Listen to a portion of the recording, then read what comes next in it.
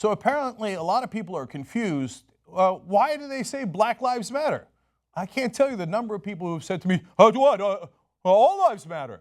Why should it be only Black lives that matter? No, you knuckleheads.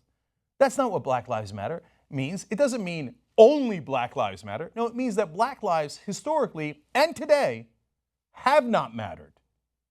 And since they have not mattered to America, we're now asking you, please, notice that Black lives matter as well. So now when you say that, a lot of people will say, I don't see no evil, hear no evil. I don't know what you mean. Well, of course Black lives have mattered in America. Really? So I got to open your eyes a little bit. First of all, you know slavery, but do you? I mean, have you seen the pictures? Sometimes you have, but I'm just going to show you two here. I mean, I could show you thousands, but you heard about whippings, but this is what a whipping looks like afterwards. Imagine his skin flying off as they whipped him. Why? Because he was black and he was a slave.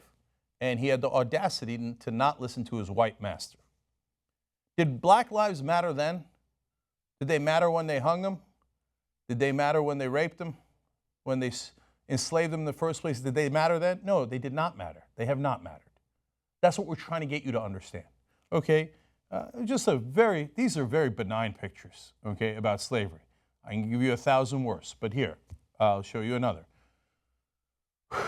So there he is shackled, not only in the legs, but in the neck there, treated like animals. Does it look like Black lives have mattered in the past? Okay, you say that's too far. That's too far in the past. Oh, come on, get off of it already. That was a couple hundred years ago. Well, the civil rights era, when we had lynchings, that was not a couple hundred years ago. A lot of people that are alive today were alive back then. They're still among us. Okay, what did a lynching look like? I'm sorry, but I got to show it to you. Now, you tell me Black lives mattered, have always mattered. I've got evidence to the contrary. Okay, one last one. I know they're hard to stomach, okay? So if you looked at a white person the wrong way, if you dared disagree with a white person, in the South, but also not in the South sometimes, you would have these lynchings. Look, I can tell you okay, it's enough. So I can give you graphic details about how they took body parts home. Okay, I've done that in the past. I don't want to get back into it. You get it, right? I hope to God you get it. That all the way, the lynchings came all the way up, okay? So finally, we got the Civil Rights Act in 1964. Things began to change as we had people with tremendous courage. I mean, look at Selma, Alabama. That's in the 1960s, right? And they charged them a cavalry charge with horses, batons upside the head, let alone the murders that happened in the Civil Rights era. So that's all the way up to the 1960s. Okay, you say, well, what? It magically got solved there, and then we never had any problems since then, and we certainly don't have any now. So now those were lynchings with a rope. Let me show you some pictures from modern day America. So that's Tamir Rice, dead on the ground, 12 years old, had a toy gun.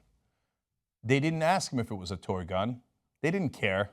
They didn't ask him to put it down. They didn't care. They didn't drive up to the curb and take precautions. They drove right up to him.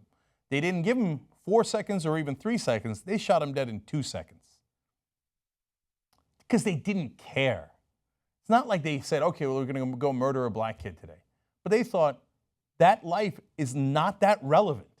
I could drive up to it and put it down in 2 seconds. There'll be no consequences, and by the way, there weren't. I'll never be held accountable. What difference does it make? I'm going to be a cowboy. I'm going to just go straight up to a 12-year-old and shoot him dead. What? It doesn't matter. His life doesn't matter. Eric Garner. You know, they keep saying loose. He was selling loose cigarettes. He wasn't on that day. He was breaking up a fight. He was a good Samaritan. Didn't matter. He said, I can't breathe. They didn't believe him. There he is, dead on the ground. Does it look like his life mattered? Does it look like that 12-year-old boy's life mattered? Let me show you Laquan McDonald, walking away from a police officer. Look, I can show you dozens of these. How about the guy in Charleston, also walking away from an officer, shot in the back, okay? Shot endless number of times, Laquan McDonald. And then, of course, Trayvon Martin. And after a guy with a gun pursued him and shot him and killed him, you know what they did?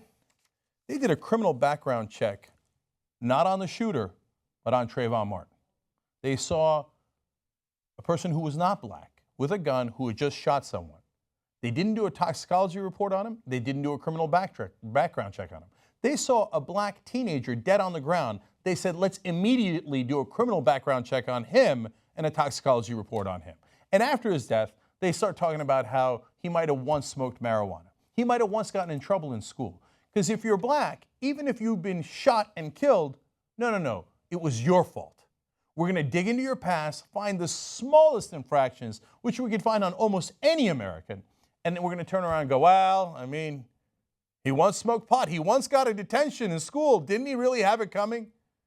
So can you not see that it appears, certainly to the African American community, and they are backed up by tremendous evidence that I'm going to give you in a second, that their lives have not mattered. We're not done yet. One more.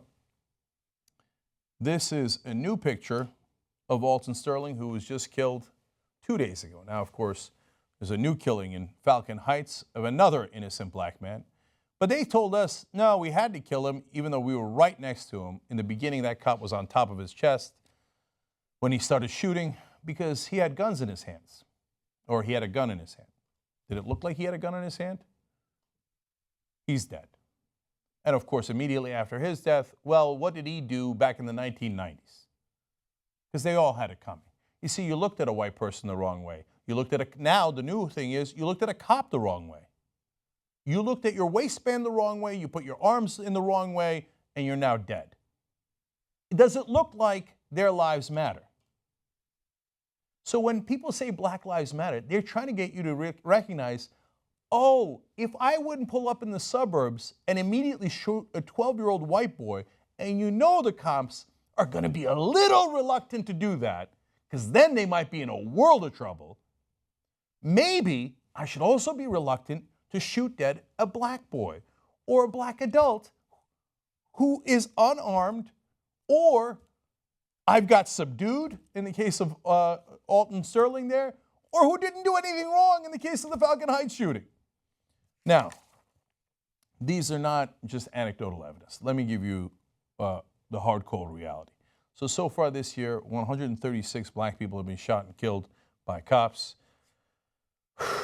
And unfortunately, that number is rising every day. Now, look at this graph. Unarmed black people were killed by police at 5 times the rate of unarmed whites in 2015. 5 times the rate. So you're telling me that that's just a giant coincidence that year after year, unarmed black people get killed at massively higher rates than other Americans, but every year it's a wild coincidence. Well, you look at that. Here it is again, another year where black people are killed massively disproportionately. Are you that stupid that you would believe that?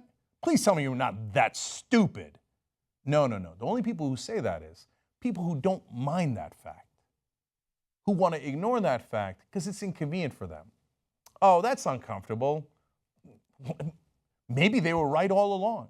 I had a Baltimore cop come in here, Michael A. Wood Jr., who's no longer on the force now, but he said, look, you think that black people all across the country, in every city, were all lying for over 100 years when they said the police abuse us, the police hit us when they shouldn't, and the police kill us when they shouldn't. You think they were all lying all across the country, that it was some sort of massive conspiracy? No, of course they weren't lying.